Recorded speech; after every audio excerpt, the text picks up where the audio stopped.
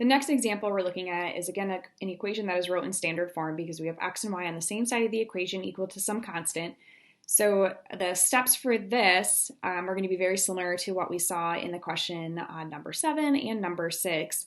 So for this one, we want to get rid of this x term here and move it over to the other side of the equation. In order to do that, we're going to subtract 2x from both sides of this equation. So now we're going to have 3y equal to, I'm going to write this out front, so negative 2x and then plus 3. And again, those two cannot be combined because they are not like terms. Last step to get y alone on one side of the equation is to undo this multiplication here, and we do that by dividing. So that's the inverse operation of multiplication, division.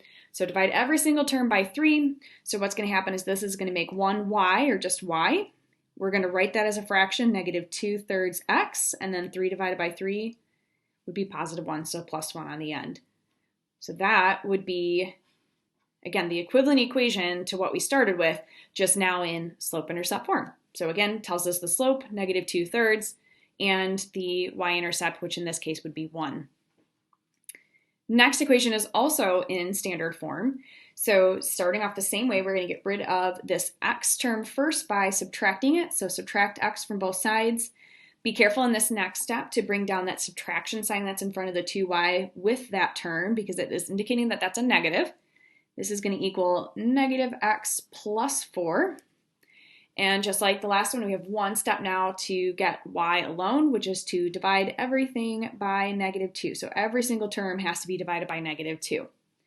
So now we're going to have y equals, so again, this makes 1, so you have 1y, or just y. This here again is a negative 1x, so negative 1x divided by negative 2 is going to make it positive, and we're going to actually write this as 1/2 x. Again, you could write that as x over 2, but when, if we were asked to graph this, it's a lot easier to see the fraction form of it to help us with the slope piece of our graph. And then 4 divided by negative 2 would be negative 2, so we're going to write that as minus 2 on the end. And that would be our final equation for that question. Then the last problem that we're going to take a look at for these videos is another one that's wrote in standard form. So just like before, we're going to take care of this minus 2x in this case, or this negative 2x, and we're going to get rid of that and move it over to the other side of the equation by adding it. So we're going to add 2x to start. And again, just like the last problem, be careful not to forget the subtraction sign that's in front of the y because that is indicating that that's a negative. So we have negative y equals, and this is going to be 2x minus 3.